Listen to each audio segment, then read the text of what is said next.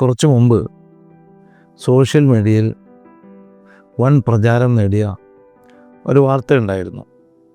അത് മരുഭൂമിയിൽ 600 അടി നീളമുള്ള ഒരു പാമ്പിനെ കണ്ടെത്തി എന്നതാണ്.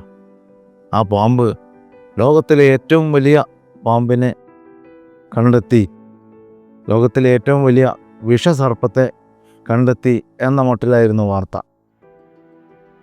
വല്ലാത്ത ഒരു വാർത്തയാണ്, ചിത്രസഹിതം വന്ന വാർത്ത.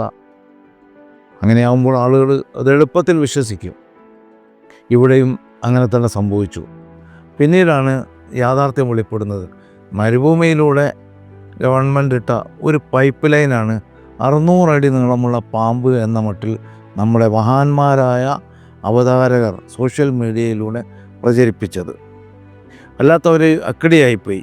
അക്കടി പറ്റിയത് അത് സമർപ്പിച്ച ആളുകൾക്കല്ല, അത് കണ്ടും കേട്ടും ആസ്വദിക്കുകയും പ്രചരിപ്പിക്കുകയും ചെയ്ത ആളുകൾക്കാണ്. അതുപോലെ തന്നെയായിരുന്നു ആഫ്രിക്കയിലെ ഘാനയിലെ അക്കാസോയിൽ ഒരു പൈപ്പ് പൊട്ടി വെള്ളം മേലോട്ട് പൊങ്ങി. വെള്ളം മേലോട്ട് പൊങ്ങിയാൽ സ്വാഭാവികമായും ആ വെള്ളം താഴോട്ട് തന്നെ വരും. പക്ഷേ നമ്മുടെ സോഷ്യൽ മീഡിയ വിദഗ്ധന്മാർ ഇതിനെ പ്രചരിപ്പിച്ചത് അങ്ങനെയല്ല. ആകാശത്ത് നിന്നും തനിയെ വെള്ളം വരുന്നു എന്ന മട്ടിൽ അതിൻ്റെ വിഷ്വലൊക്കെ കാണിച്ച് വളരെ മനോഹരമായി ചിത്രീകരിച്ചു കൊണ്ട് പ്രചരിപ്പിച്ചപ്പോൾ അതും വിശ്വസിക്കാൻ ഒരു വിഭാഗം ആളുകളുണ്ടായി. ഒരു വിഭാഗമല്ല, നല്ലൊരു വിഭാഗം ആളുകളുണ്ടായി. മാത്രമല്ല ആ വീഡിയോ ഒക്കെ വൈറലാവുകയും ചെയ്തു. ഇതാണ് ഇപ്പോൾ സംഭവിച്ചുകൊണ്ടിരിക്കുന്നത്. ആകാശത്തേക്ക് പൊങ്ങിപ്പോയ വെള്ളം എന്തായാലും സ്വാഭാവികമായും താഴോട്ട് വരും. അങ്ങനെ അത് ഒഴുകിപ്പോകുന്നില്ല എന്നും കൂടിയാണ് അതിൽ സോഷ്യൽ മീഡിയ വിദഗ്ധന്മാർ എഴുതി ചേർത്തത്. എന്തൊരു രസകരമായ വാർത്താ അവതരണം. നുണ പറയുമ്പോൾ അതിനും വേണ്ടേ ഒരു വിശ്വാസ്യത? അതും വേണ്ടെന്നായിരിക്കുന്നു ഇക്കാലത്ത്.